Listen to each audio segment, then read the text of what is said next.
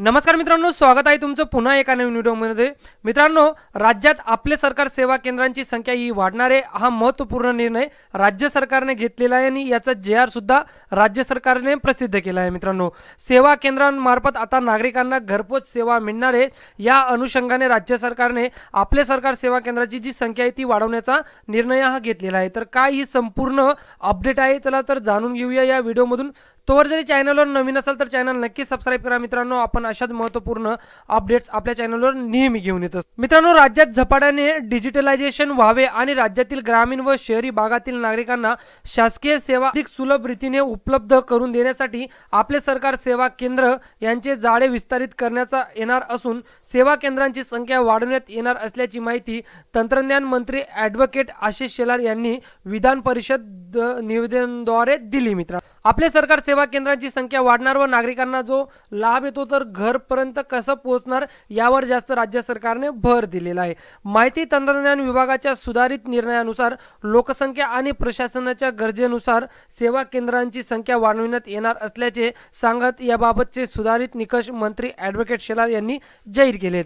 सुधारित निकषानुसार ग्रामपंचायत स्तरावर 5000 पेक्षा कमी लोकसंख्या असलेल्या ग्रामपंचायतीसाठी 1 ऐवजी 2 सेवा केंद्र तर 5000 पेक्षा जास्त लोकसंख्या असलेल्या ग्रामपंचायतीसाठी 2 ऐवजी 4 सेवा केंद्र देण्यात येणार आहेत।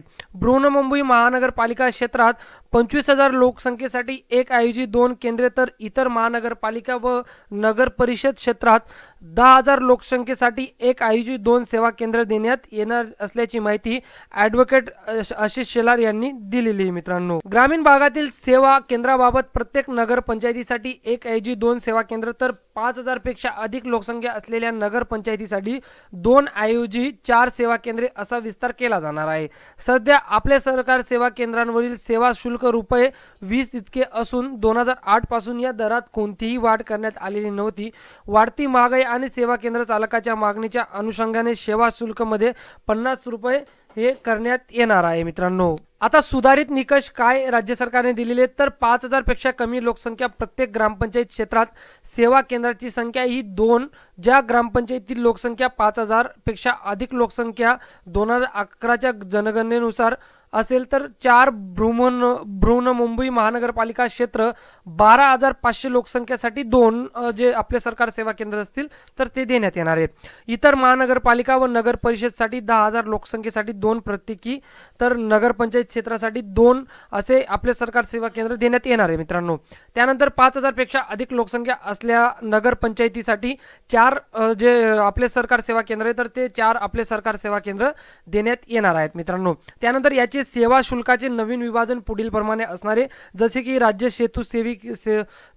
सेतू केंद्राचा वाटा हा 5% असणारे म्हणजे 2.5 रुपये त्याचा हे असणारे। त्यानंतर महाआयटीचा वाटा हा 20% असणारे म्हणजे 10 रुपये असणारे। त्यानंतर जिल्हा सेतू सोसायटीचा वाटा हा 10% असणारे म्हणजे 5 रुपये असणारे।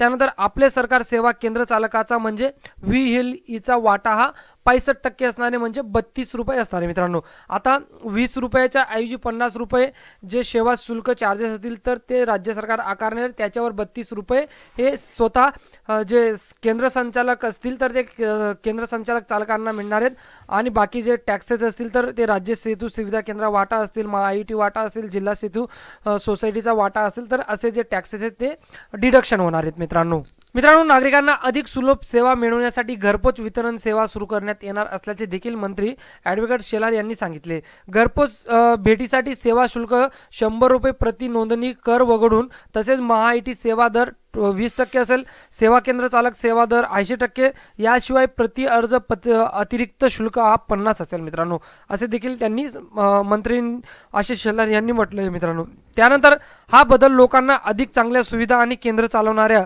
आर्थिक स्थैर्य देण्यासाठी असून याद्वारे शासनाच्या निधीतही वाढ होणार असल्याची जी माहिती ती मंत्री शेलार यांनी दिलेली आहे। यासाठी अधिकृत वेबसाईटची लिंक मी आपल्या व्हिडिओच्या डिस्क्रिप्शन बॉक्समध्ये देतो आहे, तिथेही जाऊन तुम्ही याबाबत अधिक अपडेट जाणून घेऊ शकतात।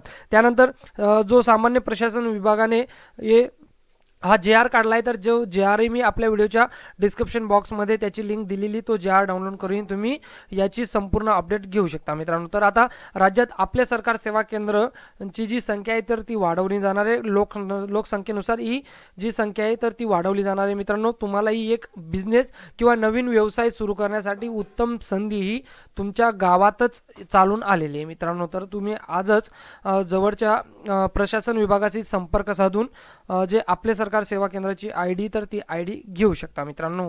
हा व्हिडिओ जास्तीत जास्त गरजू तरुणांपर्यंत नक्की फॉरवर्ड करून घ्या. व्हिडिओ आवडला असेल तर व्हिडिओला नक्की लाईक करा आणि अशाच महत्त्वपूर्ण अपडेटसाठी आपले चॅनल देखील सबस्क्राईब करून ठेवा. भेटूया पुढच्या व्हिडिओवर. जय हिंद, जय महाराष्ट्र मित्रांनो.